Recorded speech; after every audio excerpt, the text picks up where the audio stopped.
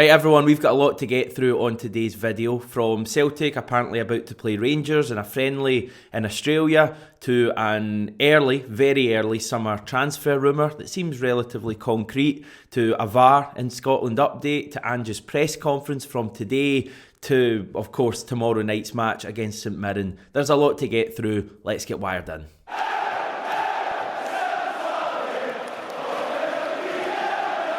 Only one place to start though. You know that bit at the start of every Celtic versus Rangers match where the Sky Sports commentator Ian Crocker goes on the spiel about, this match started as a friendly, but there's not been very much friendly about it since then.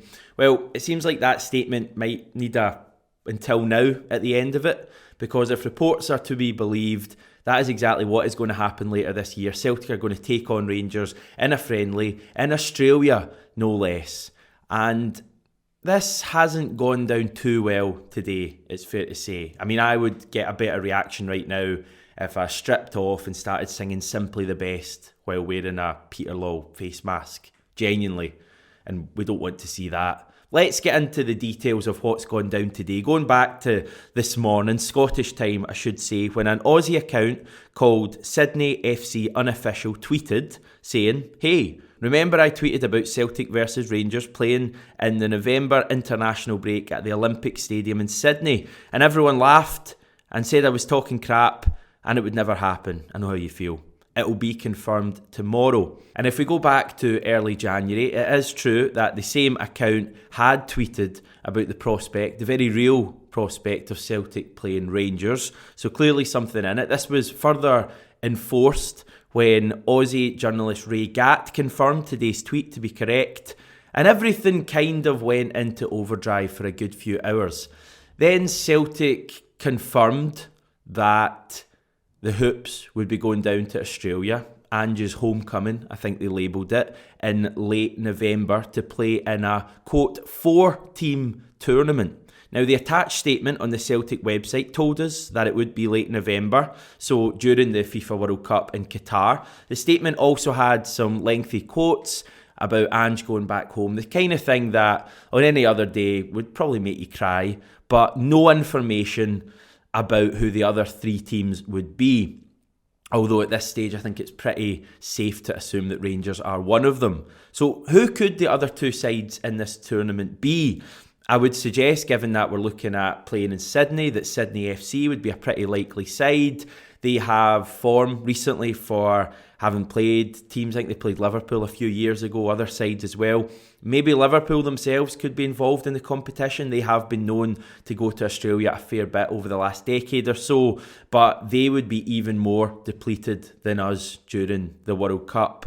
For the record, just to get the dates in there, the Premiership will shut down after 16 rounds of fixtures next season on November the 12th and 13th, and will resume on the weekend of December the 17th and the 18th. The opening fixture of the FIFA World Cup will be Qatar against some other mob, maybe even Scotland, on November the 21st. And just because I know you're thinking it, the Champions League will also have different dates next season, with the final fixtures of the group stage right at the start of November.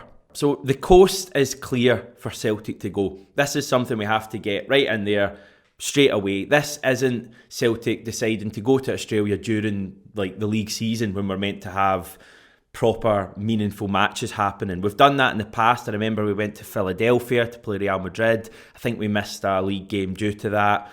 Dublin as well, I think we've been to a couple of times and missed league games as a result. So this is very different. The coast is clear for Celtic to do this.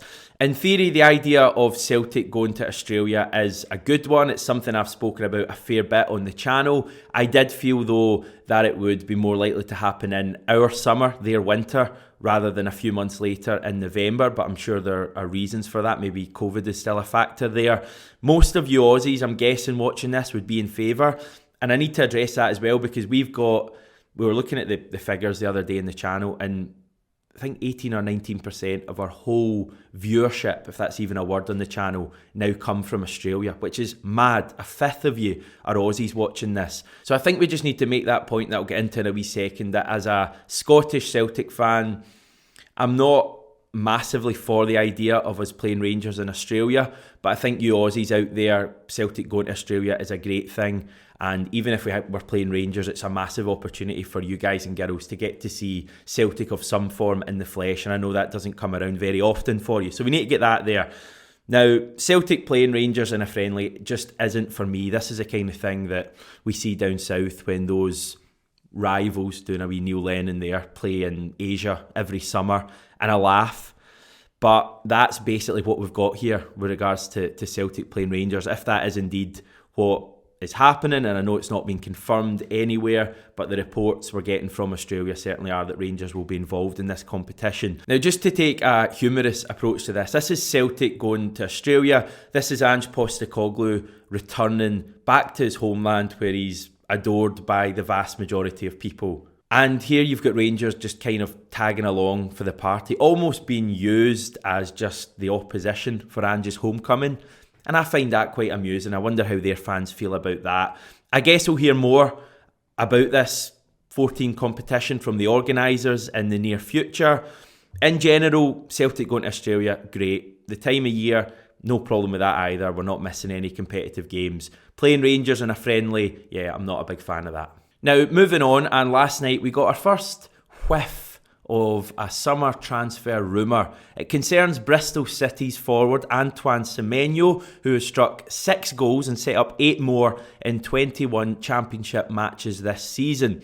Recent reports had suggested that Celtic scout Craig Strachan had watched Semenyo, but now we've got some extra information, and that is his agent Tony Finnegan telling Football Scotland that Celtic have actually inquired about the player. They phoned him up and wanted to know more about him. Football Scotland also say that Red Bull Salzburg are interested in Semenyo, which is often a sign that he's a pretty good player. They have a very specific skill set, sounding very like Liam Neeson, but they look for a specific type of player. I don't think the Red Bull teams in general sign players over a certain age, and usually the players they sign have huge potential. So seems like Semenyo is someone to be rated. Added to that, Nottingham Forest wanted him in January and actually had a bid rejected on deadline day. He's clearly a player on the up. He's netted 5 goals in his last 10 in the English Championship. He's playing for Bristol City, who are not one of the bigger teams in the Championship. They're in the lower half of that league. That run of 5 goals also included a double against the league leaders Fulham in a 6-2 defeat. He's recently just turned 22. His contract is up in the summer of 2023, so not this summer, but the next summer. So it seems like this coming summer could be his time to move. It's one to keep an eye on. I'm not saying Celtic are going to sign Semenyo. We will be interested in so many players, so many strikers even this summer. But this is a player that we clearly have our eye on, and it's one just to keep an eye on. That's all I'm saying. Now everyone, it's time for an almost weekly segment now, which I'm going to call I Wanna VAR. Credit GigPod for that one. We do have a VAR to Scottish football update, and it's not entirely good news today. Now, Celtic attended a meeting yesterday with the other 11 Premiership clubs about the implementation of VAR into the top flight. The meeting is said to have lasted just shy of an hour and a half. Nothing was agreed. There's a shock, although there have since been some reports that the cost of VAR may be an issue for some clubs. Now, the Scottish Sun say that the cost per club has pretty much doubled since the initial projections. Initially, they were looking at a cost of around £60,000 per club per season. That has now almost doubled to £118,000 per club per season, so a major jump there. The increase in price is said to be down to enhancements that have been made to the original plans. Now, the original plans were to have VAR teams either inside the stadiums where the matches were being played or in trucks outside the grounds. Now the plan is to copy the Premier League's plans and have an overall VAR base somewhere on the outskirts of Glasgow. The number of cameras has also been increased by 2, and clubs will vote on this by the end of the season. Now, money seemingly an issue for a lot of clubs in the top flight, and understandably, I mean, Celtic are very fortunate the amount of money we have. Certainly, I think a jump of, £58,000 per season is major money for a team like Ross County or Livingston. Given that Scotland will almost certainly have a team in the Champions League group stage for next season and probably the next 2 or 3 after that as well, why don't we use some of that UEFA money to cover VAR and bring it into Scottish football? Now, as I understand it, it was certainly the case about a decade ago when any Scottish team qualifies for the group stage of the Champions League. The other 11 top flight clubs also get some sort of lump sum from UEFA. Why don't we use that money, which is bonus money, to help cover VAR? I know not everyone is a huge fan of VAR in general in football. I know that VAR will not solve every issue. It was proven at the weekend, if you saw the Everton-Man City game, that even when you have VAR in place, you can still get, decisions that shock you. But it would be a step forward for the league, for Scottish football in general. VAR is so clearly just the future. In fact, it's the present now in football, and Scotland can't afford to be left behind with this one. So we need to find a way to bring it into our game. That's my stance on it anyway. We're moving on now to more immediate matters. We've done a lot of looking forward on today's video. Let's kind of look a little bit, or a lot more short term now, and ahead to the game against the Buddies. I don't really need to preview this game too much because I spent all of yesterday's video saying, we need to get reaction, we need this, we need that. So let's look at team news for both sides and then have a wee chat about that. Ange says that GG, that's Georgios Giacomakis, is 50-50 for tomorrow's game and that he's actually probably more likely not to start. So it's likely to be Dyson Maeda up top again. I do expect and hope that Matt O'Reilly will be back in. It's a little bit concerning that we don't seem to have too many other fringe players really pushing for a start.